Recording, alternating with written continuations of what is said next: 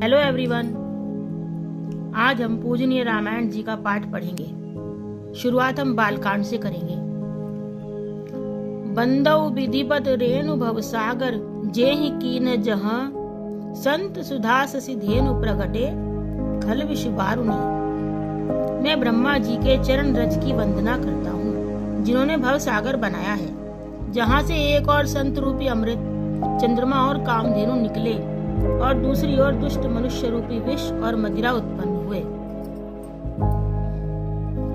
इस दोहे में कवि ये कहना चाहता है कि ब्रह्मा जी जो विधाता हैं, जिन्होंने पूरे संसार को रचा है, उनके चरण कमलों की वंदना करता हूँ, जिन्होंने संसार को बनाया है। इस संसार में दो तरह के प्राणी हैं। एक तो वे संत हैं जिनकी वाणी से अमृत झलकता है, चंद्रमा और कामधेनु निकले।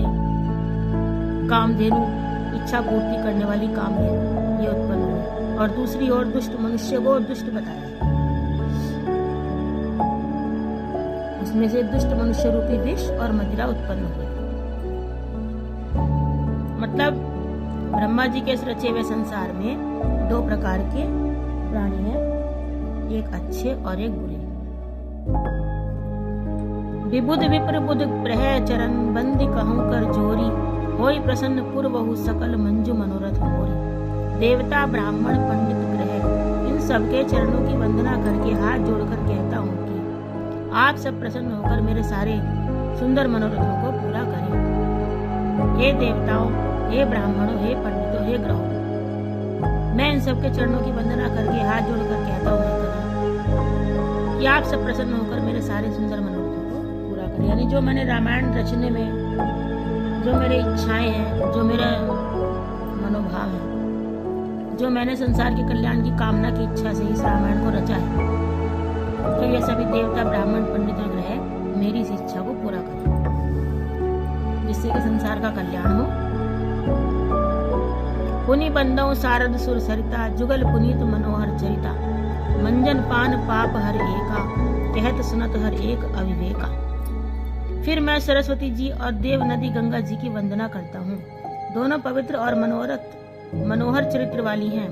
एक गंगा जी स्नान करने और जल पीने से पापों को हरती हैं, और दूसरी सरस्वती जी गुण और यश कहने और सुनने से अज्ञान का नाश कर देती हैं। कवि अपनी रामायण रचते हुए इन दो देवियों की वंदना करता है, जो संसार की सबसे बड़ी देवी है, माता सरस्वती जी और देव नदी गंगा जी। गंगा जी दोनों ही गंगा जी जो है, उनके जल में स्नान करने से और जल पीने से पापों का नाश हो जाता है, ऐसा हिंदू धर्म में माना जाता है, और यह एक सत्य भी है। वास्तव में गंगा जी में दिव्य औषधियां मिली हुई हैं, गंगा जी के जल में, और उन दिव्य औषधियों में स्नान करने से और उसका जल पीने से इंसान के संपूर्ण रोग रूपी पाप दूर हो जाते हैं। जब इंसान के अंदर रोग नहीं रहेंगे तो वो पाप ही नहीं करेगा। दूसरी देवी, सबसे बड़ी देवी है सरस्वती जी, जो विद्या की देवी कही जाती हैं। उनका तो नाम स्मरण करने से ही इंसान विद्यावान हो जाता है। आज के समय में बहुत ही कम माता सरस्वती जी का गुणगान होता है, इसीलिए संसार में बहुत ही अवगुण फैल गए हैं।